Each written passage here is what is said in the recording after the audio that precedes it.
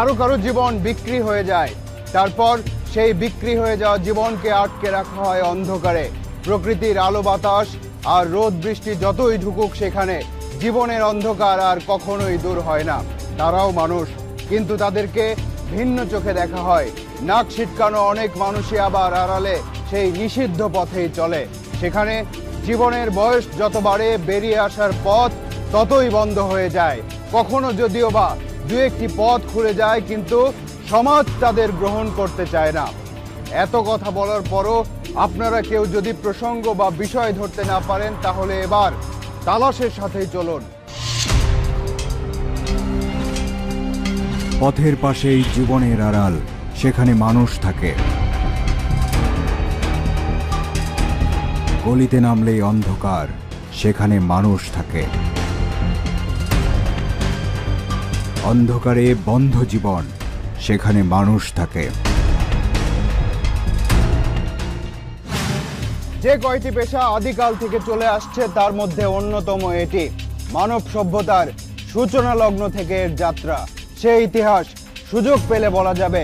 এবারের পর্বের অনুসন্ধানের শুরুতেই বিক্ষিপ্ত কিছু দৃশ্যের মুখোমুখি হলো তালাশ টিমের সদস্যরা।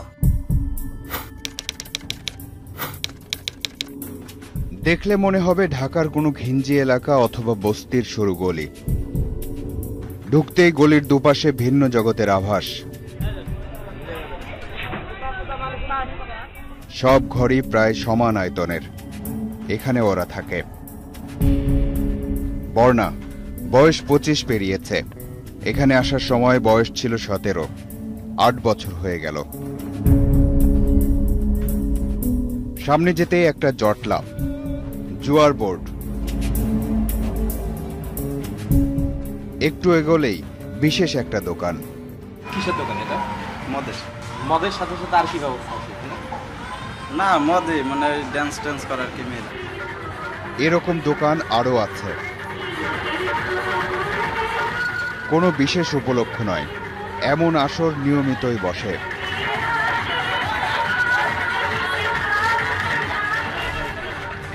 পরের ঘটনাও প্রায় নিয়মিত। পুলিশও আসে কখনো কখনো।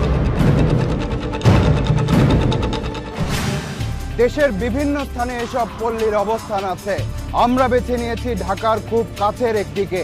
পল্লীগুলোর ভেতরের কর্মকাণ্ড সম্পর্কে আলাদা করে বলার কিছু নেই। তালাশ টিম সেখানে ঢুকেছে দৃশ্যমান ঘটনার পেছনের গল্প জানতে, কিন্তু সেটা যেহেতু সামাজিকভাবে নিষিদ্ধ একটা জায়গা, তাই তালাশ টিমের সদস্যদেরকেও সেখানে ভিন্ন পরিচয়ে যাতায়াত করতে হয়েছে।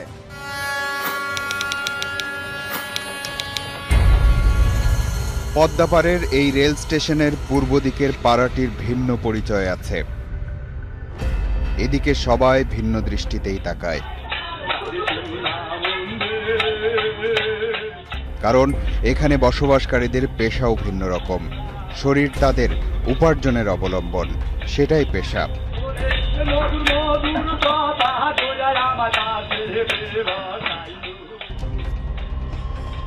ইতিহাস দীর্ঘদিনের। এর শুরুটা হয়েছিল গোয়ালন্দ উপজেলারই কালারচরে। পরবর্তীকালে বিভিন্ন চাপে সরে আসে বর্তমান স্থানে, অর্থাৎ দৌলতদিয়ায়। এখানে 50-60টা ঘর ছিল। 50-60টা ঘরে থাকার পরে তারপরে জনগণে এখানে দেখলো যে ভালো লাগতেছে না, এ জায়গা খারাপ লাগতেছে, দিয়ে সবাই মিলে উঠিয়ে দিল।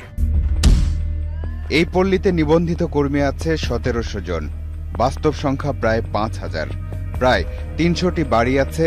অনেক অপ্রাপ্তবয়স্ক কর্মী আছে, কিন্তু তারা তালিকাভুক্ত নয়। ধারণা করা হয় তাদের সংখ্যাও প্রায় 1500। ইনি মর্জিনা বেগম, এই ভিন্ন পেশার মানুষদের কল্যাণের জন্য গঠিত মুক্তি মহিলা সমিতির নির্বাহী পরিচালক। মর্জিনা বেগমের জীবনও এই পল্লীর সাথে জড়িয়ে গেছে। সমস্যা হয়েছে, এখন সমস্যার কথা কি বলবো। কখনো কখনো গালিগালাজ, কখনো আমার অফিসে ঢেল, কখনো আমার স্টাফ গেট মেরে ফেলানোর হুমকি। ছোটোবেলায় আমার ছোটো বোন ছোটোবেলায় তার মুখে অ্যাসিড মারে। গোয়ালন্দরি প্রভাবশালী একজনের ছেলে, তারপরও সন্ত্রাসীদের হাতে রক্ষা পায়নি। তো তারপরে গেলে দুপুরে 27টা করতেছে।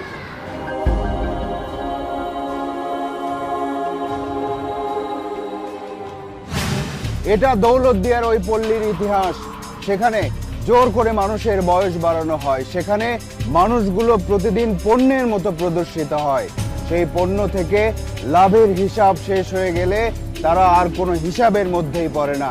সেখানে শরীরের বয়স বেড়ে গেলে উপার্জনেরও আর কোনো নিশ্চয়তা থাকে না। রিনা মাত্র 8 বছর বয়স থেকে এখানে, কিন্তু রিনার বেড়ে উঠতে সময় লাগেনি, কারণ এখানে অপ্রাপ্ত বয়স্কদেরও বড় দেখানোর ওষুধ পাওয়া যায় সহজেই। তাই এখানে কার বয়স কত সঠিকভাবে ধারণা করা কঠিন। ওষুধ খালি চেহারা ভালো হয়, খিদা বাড়ে, আর খাদ্য খানা খালি চেহারা তো এমনি ভালো হয়, মোটা হয়, মানে মোটা হওয়ার ট্যাবলেট, গরুর ট্যাবলেট যাহাকে বলে। এসব ওষুধের রং কতদিন থাকে মানুষের শরীরে? এই যে এখন বয়সকালে বুঝতে পারতেছি। কি সমস্যা হচ্ছে এখন? সমস্যা মনে অনেক ধরনের সমস্যাই তো, চেহারা বদ হয়ে যাচ্ছে, তারপর আবার এমনি শারীরিক সমস্যা, লেবারে পানি ধরে গেছিল, 2-3 বার পানি বের করছি লেবার থেকে, তারপরে আবার এমনি হার্টের সমস্যা। এই পল্লীর আশেপাশে প্রায় অর্ধশত ওষুধের দোকান। হরমোন আর মোটা হওয়ার ওষুধের মূল ক্রেতা ওই পল্লীর বাসিন্দারাই। মোটা হওয়ার ওষুধ কি কি আছে, নাম 2-4টা বলতে পারবেন?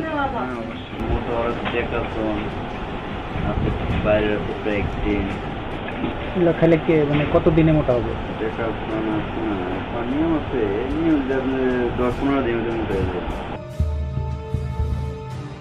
8 বছর থেকে শুরু, এখন 32। এক রিনার গল্পেই অনেকের গল্প স্পষ্ট হয়ে যায়। এখানে আমি ছোট থেকেই মনে করেন আমার একজন আইনে রাখি গেছিল, বিক্রি করে দিয়ে গেছিল। রাখে যাওয়া মানে বিক্রি করা তো সমান কথাই। তখন আমার 8 বছর বয়স। রুবি বারেলি নামে একটা মহিলা ছিল, ওনার কাছে আমি মানুষ হয়েছি। রিনার চোখে মুখে বয়সের ছাপ যতটা স্পষ্ট, তার জীবনের হিসাবের অঙ্ক ততটাই ঝাপসা।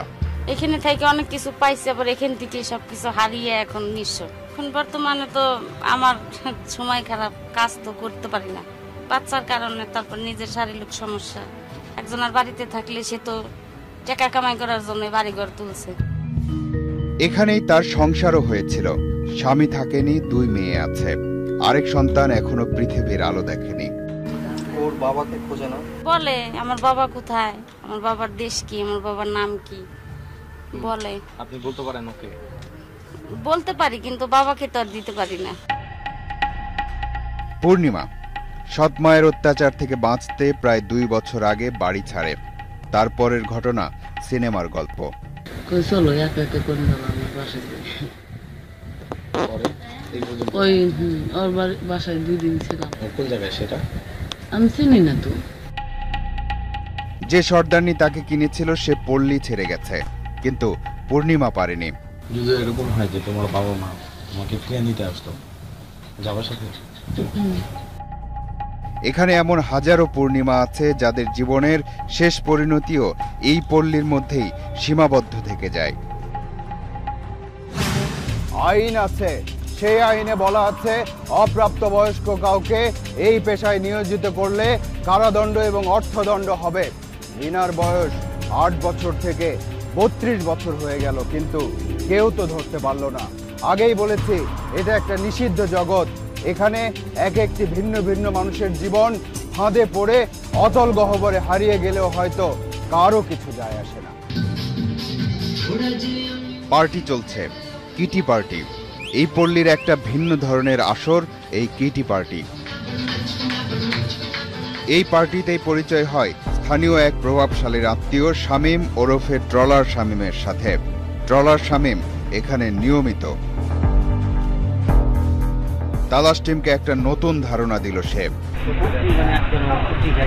মানে ওরা যে টাকা ইনকাম করবে সম্পূর্ণ টাকা বাড়িয়ে লাগে। মানে বকরি বলতে কি? বকরি অদ্ভুত নাম।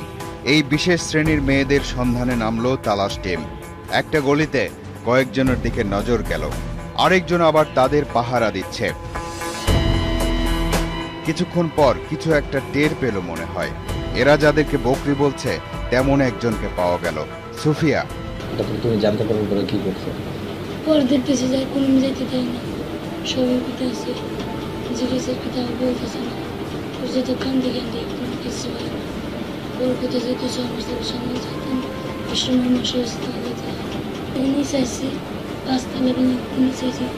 পরে মনে আমাকে চাকরি, ঠিক আছে আমার কাছে আমার বোনটা আছে, ঠিক আছে চাকরি করতেছে, শুনে তোমার আমি বিশ্বাস করি, বিশ্বাস করি না তো এরকম বিশ্বাস করে গেছে। কেউ জানে না, ভাই বোন কেউ জানে না। এবার ওই পাহারাদারের সাথে কথা হলো।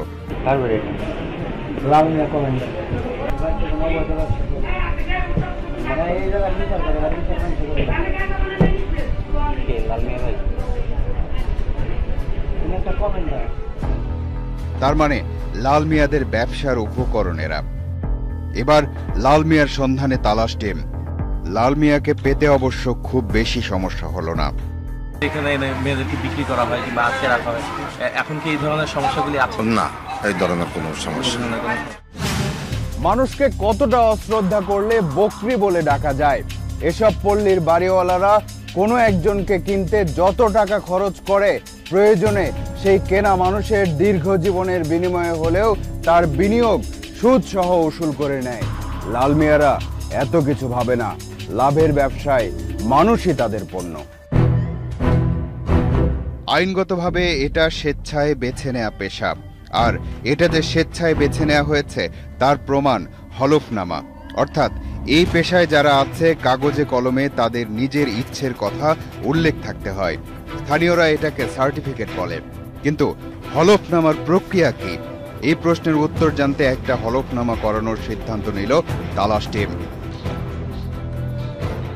একজন আইনজীবী পাওয়া গেল যার কাছ থেকে এসব হলফনামা করানো যায়। দেখা হলো একটা খাবার হোটেলে, নাম আবুল কাশেম। একটা ছবি সংগ্রহ করে সেটা দিয়ে হলফনামা করার প্রস্তাব দেয়া হলো তাকে। কি করবে? প্রশ্ন আছে, ভিতরে নাম দিবেন, আল্লাহ করবেন, আল্লাহ দিনে কেউ আল্লাহ না খাওয়াই রাখেন। মনে হচ্ছে কাজ হবে না এই আইনজীবীকে দিয়ে, কিন্তু কতক্ষণ হবে না। তালাশ টিমের কাছে তো তথ্য আছে যে এই আবুল কাশেম এসব কাজ করেন। কিছুক্ষণের মধ্যেই তিনি নরম হলেন। লাইসেন্স করে দেবো, কয় টাকা দেবো? কয় টাকা নেবেন? তুমি কও। আপনি কন, আপনার কন না, যেহেতু না পারলো সেইভাবে করা যায় না, তো সেইভাবে করে দেবো। তুমি কত দেবো? তুমি মনে থাকো, আমি আর কিছুই করবো। শেষ পর্যন্ত 2500 টাকায় একটা দফা রফা হলো। এই পেশার জন্য প্রয়োজনীয় হলফনামা বা লাইসেন্স ওই আইনজীবী করে দেবেন তাহলে। কিন্তু এটা কিভাবে সম্ভব হবে? কারণ যার জন্য এই হলফনামা বা লাইসেন্স করা হচ্ছে সে নিজেই তো উপস্থিত নেই। 4 মিনিট পর আসছে।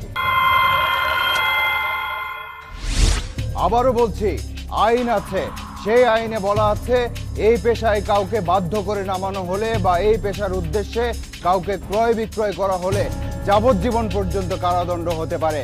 কিন্তু সেই আইনের প্রয়োগটা হবে কিভাবে? যাদেরকে এই পেশায় বাধ্য করে নামানো হচ্ছে অথবা যাদেরকে ক্রয় বিক্রয় করা হচ্ছে তাদের তো অভিযোগ করার কোনো উপায় থাকে না শেষ পর্যন্ত। এই পল্লীতে যেসব মেয়ে থাকে তাদের এখানে আসার গল্প প্রায় একই রকম। কেউ প্রেমের ফাঁদে পড়ে, কেউ চাকরির প্রলোভনে পড়ে এই অন্ধকারে পা দিয়েছে। কারো কারো স্বামী আবার এসে বিক্রি করে দিয়ে গেছে। যারা নিয়ে আসে তারা সবাই দালাল। প্রথম কিছুদিন জোর করে আটকে রাখা হয়, তারপর একসময় তাদের নিজেদেরই যাওয়ার পথ বন্ধ হয়ে যায়। দালালেরও নাকি আত্মসম্মান আছে, তাই পুরো প্রক্রিয়া বলতে চায় কিন্তু পরিচয় প্রকাশ করবে না। ওই ঢাকা থেকে, ওই আপনার মাদার থেকে, গার্মেন্টস থেকে ওখানে লোক সেট করা আছে আমাদের। তারা খালা বানায়, সসি বানায়, মনে করেন যে পটাপটি নিয়ে এসে বেড়ানোর কত করে তখন এখানে বিক্রি করে দেওয়া। আমি 50-60, এটা ঝামেলা হয় না আর কি। বিভিন্ন কাজ করবেন, ওরা নিজেরা শিখে রাখতে হবে। ওদের অনেক মারধর করা হয়, যেতে করে। তারপরে আপনি এদিকে গেট পুলিশের লোকজন আছে, এরা মনে করেন যে এদের সাহায্যে এরা ঢুকে যায়। এর কারণে কোনো প্রশাসন কোনো ঝামেলা করতে পারে না, সেটা বলতে পারবো না জড়িত কিনা। কিন্তু শুনেছি এখানে যা কিছু নিয়ন্ত্রণ করা হয় সব কিছু চেয়ারম্যানের মাধ্যমে নিয়ন্ত্রণ। এই প্রভাবশালীদের প্রভাবেরও আবার পালা বদল আছে। এক আমলে একজন প্রভাবশালী তো অন্য আমলে আরেকজন। তারাই পরোক্ষ ছায়া দিয়ে রাখে, তারাই মানুষকে পণ্য বানানোর এই ব্যবসাকে নিরাপদ রাখে, কারণ লাভের অঙ্কটা তাদের জানা আছে। ট্রলার শামীমের কথা মনে আছে? ওই যে স্থানীয় এক প্রভাবশালীর আত্মীয় যাকে আপনারা বিরতির আগে দেখেছিলেন, সেদিন আরো কিছু কথা হয়েছিল তার সাথে। এখানকার যারা প্রভাবশালী তাদের মেন ব্যবসা প্রতিষ্ঠান নিয়ে, সেটা হয় মদের ব্যবসা করে, নাহলে গাঁজার ব্যবসা করে, নাহলে মেয়ের ব্যবসা করে, নাহলে হোটেল করে। এই পল্লী থেকে উপার্জনের টাকায় নাকি পুলিশও ভাগ বসায়। অবৈধ ব্যবসা করলে আপনি অবৈধ যখন ব্যবসা করবেন, আপনি যে কোনো লোক করুক, সে বাংলাদেশের প্রেসিডেন্ট ছাড়া যেই অবৈধ ব্যবসা করে পুলিশে টাকা দিতে হবে। এখানে প্রত্যেক দিন মিনিমাম 50,000 টাকা কালেকশন। আরো কেউ আছে নাকি এই মানুষের শরীর বিক্রির টাকায় ভাগ বসানোর জন্য? কিছুদিন আগে গুলি দিচ্ছে, এই জায়গায় যাস না, যারা যারা দোয়ার দরকার বলে দিচ্ছে, এখন আমরা আসার সময় মনে করেন যে 4 জন আসে, আসার সময় 150 টাকা দিয়েছে। এটা একটা স্যার নুরু চেয়ারম্যানের সাথে কথা হলো ফোনে। 2-3 জন বাড়িওয়ালার সাথে কথা বললাম, ঝামেলাগুলি যাতে না হয় এই জন্য নাকি আপনার লোকজনকে টাকা দেয়া লাগে, কিংবা সেই টাকা নাকি আপনাকেই দেয়া লাগে, এরকম অভিযোগ। না ভাই, এটা সম্পূর্ণ আমার বিপক্ষের লোক হয়তো করতে পারে। আচ্ছা, আপনার নিজে কয়টা বাড়ি আছে? হ্যাঁ, ওই যে আমার বাড়ি না, ওই একটা মেয়ের আমি ভালো জানি। হ্যাঁ, ওই মেয়েটা আমি বিয়ে করে বাইরে নিয়ে, সেই মেয়েটা ছিল ওই বাড়ি। রশিদ শেখ, এই পল্লীতে তারও একটা বাড়ি আছে, তারও এই ব্যবসায়। 2 নম্বর ব্যবসা করতে গেলেই তার সমস্যা হবে।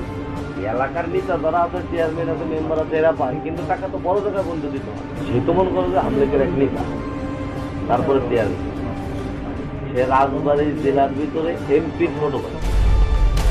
এবার দেখা যাক পুলিশ কি বলে।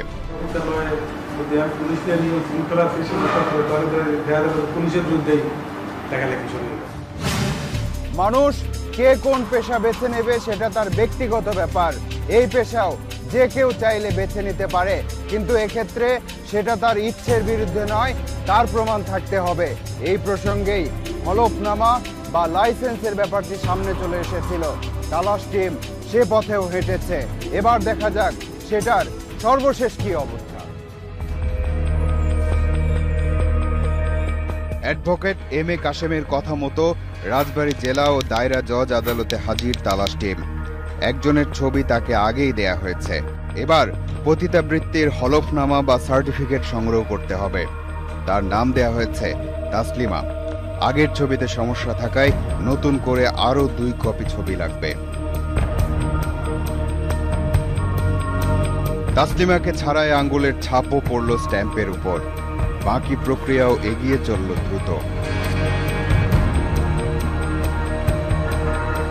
আধা ঘন্টা পর অ্যাডভোকেটের অন্য এক সহযোগী নোটারি পাবলিকের টেবিলে গিয়ে সব শেষ প্রক্রিয়া সম্পন্ন করলেন। এরপর অ্যাডভোকেট কাশেম হলফনামা বা সার্টিফিকেট তুলে দিলেন তালাশ টিমের এক সদস্যের হাতে।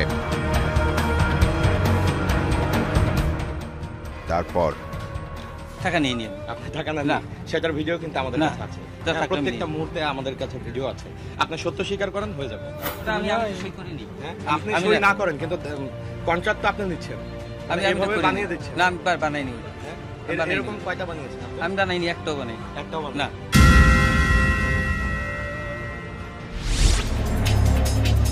এই পেশা সম্পর্কে একটা শক্ত মতামত আছে, আর তা হলো সমাজে যদি তাদের প্রয়োজন নাই থাকতো তাহলে অনেক আগেই তারা হারিয়ে যেত। এই যুক্তিকেও এড়িয়ে যাওয়ার উপায় নেই, কিন্তু একটা বড় অংশকে যেভাবে এই পেশায় নামানো হচ্ছে তা একটা বড় অপরাধ। এবার যেতে হবে। আজ চলে যাচ্ছি, কিন্তু যাচ্ছি না। পরবর্তী অনুসন্ধান শেষে তালাশ টিম আবারও এসে দাঁড়াবে আপনাদের সামনে। দর্শক, আপনাদেরকে নিয়ে, আপনাদের জন্য এই অনুষ্ঠান। লিখুন এই ঠিকানায়। প্রযোজক তালাশ, ইন্ডিপেন্ডেন্ট টেলিভিশন, 149-150, তেজগাঁও শিল্প এলাকা, ঢাকা 1208। ইমেইল করতে পারেন talas@independent24.tv। এই ঠিকানায় আপনার অনুসন্ধানী মনের দরজা জানালা খোলা রাখুন। কিছু বেরিয়ে এলে আমাদেরকে জানান। তালাশ টিম থাকবে আপনার সাথে।